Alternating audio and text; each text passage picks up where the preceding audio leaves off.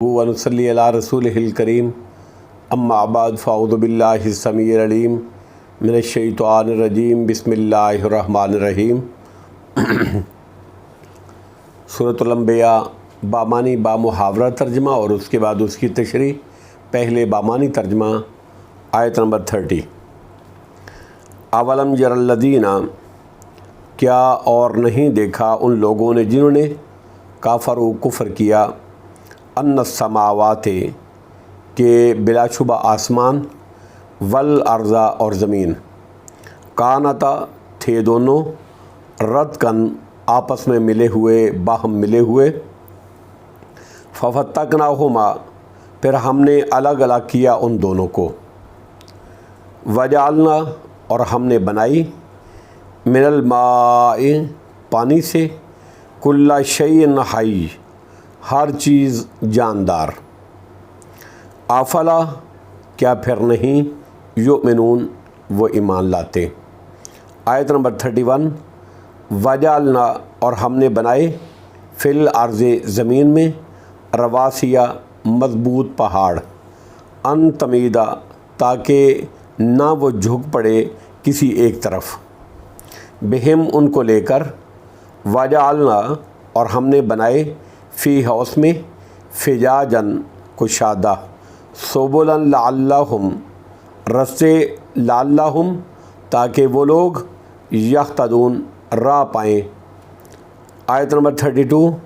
وجعلنا السماء اور ہم نے بنایا آسمان کو، سقفا محفوظا چھت محفوظ، سقفاً چھت محفوظا محفوظ، وہم اور وہ، ان آیاتہا آسمان کی نشانیوں سے، معرضون اعراض کرنے والے ہیں۔ آیت نمبر 33۔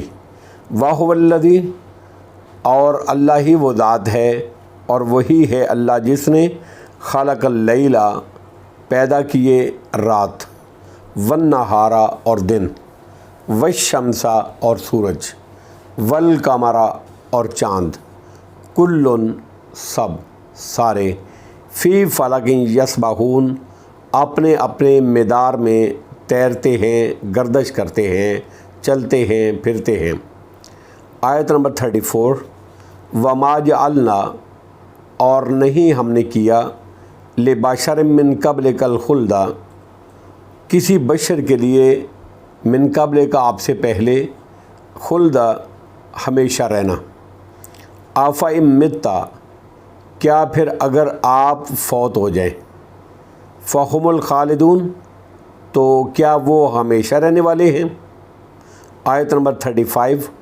کل نفس ہر نفس، ذائقۃ الموت چکھنے والا ہے موت کی تلخی کو، موت کے ذائقے کو، وَلَنَّبْلُوكُمْ اور ہم آزماتے ہیں تم کو، بالشر شر کے ساتھ، تکلیف کے ساتھ، والخیر اور خیر بھلائی کے ساتھ، فتنۃ خوب آزمانا، وَإِلَيْنَا اور ہماری طرف ہی، ترجعون تم لوٹائے جاؤ گے۔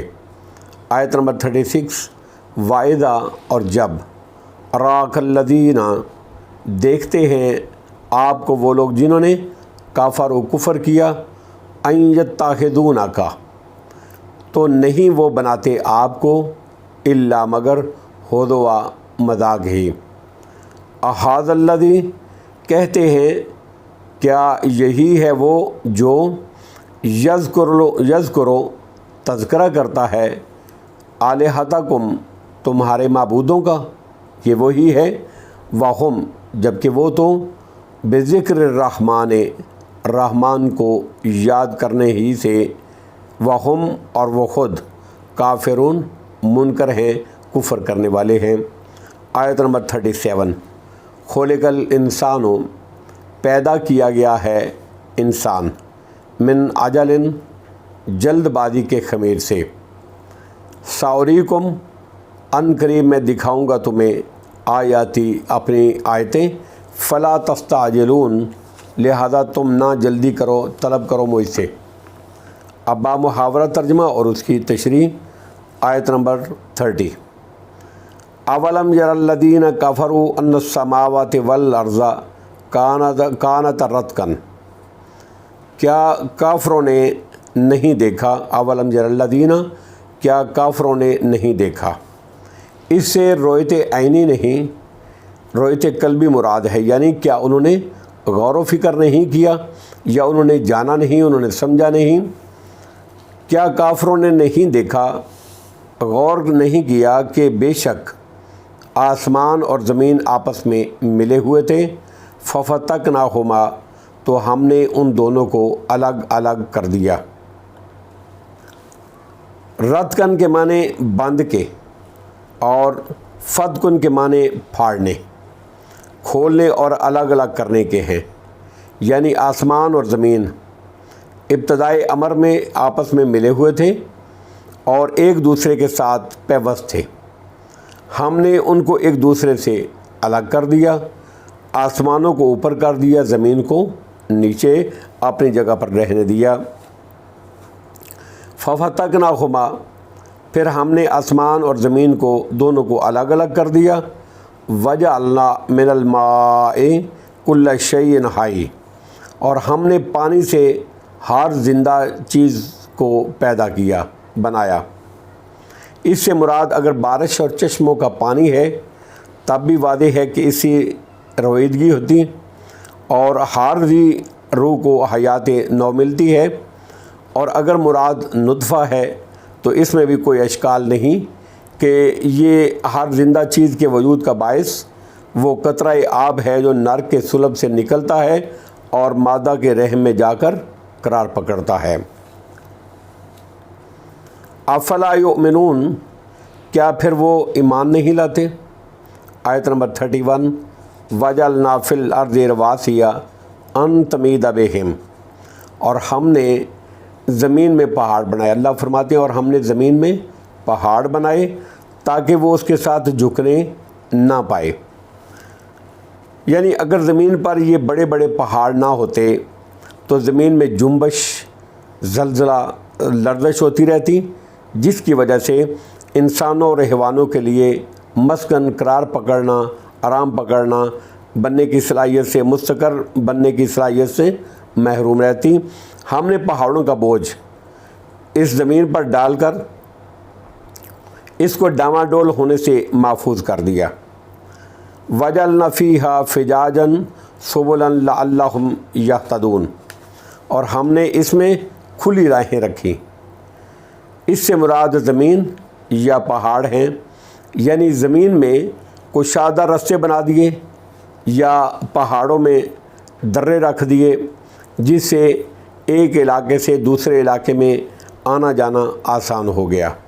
یہتدون کا ایک دوسرا مفہوم اور معنی یہ بھی ہو سکتا ہے تاکہ وہ ان کے ذریعے سے اپنے معاش کے مصالح اور مفادات حاصل کر سکیں۔ لعلہم یہتدون، تاکہ وہ ہدایت پائیں، راہ پائیں۔ آیت نمبر 32، وجعلنا السماء سقفا محفوظا، اور ہم نے، اللہ فرماتے ہیں اور ہم نے آسمان کو محفوظ چھت بنایا۔ سقفا محفوظا، محفوظ چھت جس طرح خیمے اور کبے کی چھت ہوتی ہے، یا اس معنی میں سے محفوظ کہ ان کو زمین پر گرنے سے روک رکھا ہے، ورنہ آسمان زمین پر گر پڑے تو زمین کا سارا نظام تہ و بالا ہو سکتا ہے، یا شیاطین سے محفوظ، جس طرح کہ سورۃ الحجر کی آیت نمبر 17 میں اللہ نے فرمایا وَحْفِظْنَاهَا مِنْ كُلِّ شَيْطَانٍ رَجِيمٍ، اور ہم نے آسمانوں کی ہر شیطان مردود سے حفاظت کی۔ وَهُمْ عَنْ آيَاتِهَا مُعْرِضُونَ، جبکہ وہ آسمان کی نشانیوں سے اعراض کرنے والے ہیں، منہ موڑنے والے ہیں۔ آیت نمبر 33، وَهُوَ الَّذِي خَلَقَ اللَّيْلَ وَالنَّهَارَ وَالشَّمْسَ وَالْقَمَرَ، اور اللہ تو وہ ذات ہے، اللہ تو وہ ذات ہے، میرا اللہ تو وہ ذات ہے، خلق اللیل، جس نے رات کو پیدا کیا، والنہار، اور دن کو پیدا کیا، والشمس، اور سورج کو پیدا کیا، والقمر، اور چاند کو بھی پیدا کیا، یعنی رات کو آرام کے لیے پیدا کیا، دن کو معاش کے لیے کمائی کے لیے پیدا کیا، سورج کو دن کی نشانی، چاند کو رات کی نشانی بنایا تاکہ مہینوں اور سالوں کا حساب کیا جا سکے جو انسان کی اہم ضروریات میں سے ہے۔ کل فی فلک یسبحون، سارے سورج اور چاند، دن اور رات، سارے اپنے اپنے مدار میں تیرتے پھرتے ہیں، چل رہے ہیں، اپنے وقت مقررہ پر چل رہے ہیں۔ جس طرح تیرنے والا پیراگ سطح آب پر تیرتا ہے، اسی طرح چاند اور سورج اپنے اپنے مدار پر تیرتے ہیں، یعنی رواں دواں رہتے ہیں، چل رہے ہیں۔ کل فی فلک یسبحون، ہر ایک اپنے اپنے مدار پر چل رہا ہے۔ آیت نمبر 34، وَمَا جَعَلْنَا لِبَشَرٍ مِّن قَبْلِكَ الْخُلْدَ، اے نبی اکرم صلی اللہ تعالیٰ علیہ وآلہ وسلم، ہم نے آپ سے پہلے بھی کسی بشر کو ہمیشہ کی زندگی نہیں دی۔ ہم نے آپ سے پہلے بھی کسی بشر کو ہمیشہ کی زندگی نہیں دی۔ آفَإِن مِتَّ، کیا پس اے محمد صلی اللہ علیہ وسلم، کیا پس اگر آپ فوت ہو جائیں، آفَإِن مِتَّ، کیا پس اگر آپ مر جائیں، اگر آپ فوت ہو جائیں، فَهُمُ الْخَالِدُونَ، تو کیا وہ ہمیشہ رہنے والے ہیں؟ یہ کفار کے جواب میں ہے جو نبی اکرم صلی اللہ تعالیٰ علیہ وآلہ وسلم کے بارے میں کہتے تھے کہ ایک دن اس کو مر ہی جانا ہے۔ اللہ رب العزت نے فرمایا موت تو ہر انسان کو آنی ہی آنی ہے، اور اس اصول سے یقیناً محمد رسول اللہ صلی اللہ علیہ وسلم بھی مستثنا نہیں ہیں، یعنی اللہ کے نبی صلی اللہ علیہ وسلم بھی اس دنیا سے رخصت ہو جائیں گے اور رخصت ہو چکے ہیں۔ محمد رسول اللہ صلی اللہ علیہ وسلم بھی مستثنا نہیں ہے، کیونکہ وہ بھی انسان ہی ہیں، اور ہم نے کسی انسان کے لیے بھی دوام اور ہمیشگی نہیں رکھی ہے۔ لیکن کیا یہ بات کہنے والے خود نہیں مریں گے؟ اس سے صنم پرستوں کی، بت پرستوں کی تردید بھی ہوگی، جو دیوتاؤں کی اور انبیاء اور اولیاء کی زندگی کے قائل ہیں کہ یہ جو انبیاء ہیں ان کو موت نہیں آتی، اور ولی جو ہے وہ اپنی قبروں میں زندہ ہوتے ہیں، اور بعض لوگ یہ کہتے ہیں کہ نبی اکرم صلی اللہ علیہ وسلم پہلے وفات پا گئے، وصال کر گئے، کوئی انتقال کی بات کرتا ہے، کوئی کچھ کہتا ہے کہ نبی جو ہے وہ اپنی قبروں میں زندہ ہوتے ہیں، اور پھر یہ ہے کہ بعض ولی بھی جو ہے نا وہ بھی ان کی زندگی کے بھی قائل ہیں، اور اسی بنیاد پر نہیں حاجت روا اور مشکل کشا سمجھتے ہیں کہ نبی بھی زندہ ہیں اور ولی بھی زندہ ہیں وغیرہ وغیرہ۔ فنعوذ باللہ من هذه العقیدۃ الفاسدۃ التي تعارض القرآن والسنہ۔ آیت نمبر 36، وَإِذَا رَأَكَ الَّذِينَ كَفَرُوا أَن يَتَّخِذُونَكَ إِلَّا هُزُوًا، اور جب کافر آپ کو کل نفس ذائقۃ الموت، ہر نفس کو، آیت نمبر 35، کل نفس ذائقۃ الموت، ہر نفس موت کو چکھنے والا ہے، وَنَبْلُوكُمْ بِالشَّرِّ وَالْخَيْرِ فِتْنَةً، اور ہم تمہیں پرکھنے کے لیے برائی اور بھلائی سے آزماتے ہیں،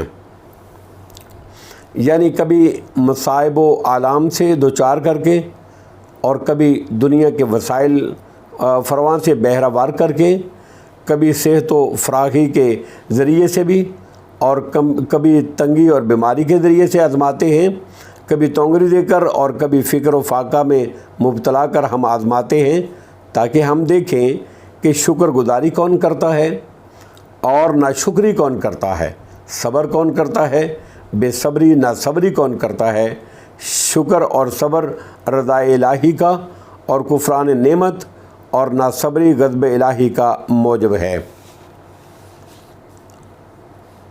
کل نفس ذائقۃ الموت، ہر نفس موت کو چکھنے والا ہے، اور ہم تمہیں پرکھنے کے لیے برائی اور بھلائی سے آزماتے ہیں، وَإِلَيْنَا تُرْجَعُونَ، اور آخر کار تمہیں ہماری طرف پلٹنا ہے، وہاں تمہارے عملوں کے مطابق اچھی یا بری جزا دیں گے۔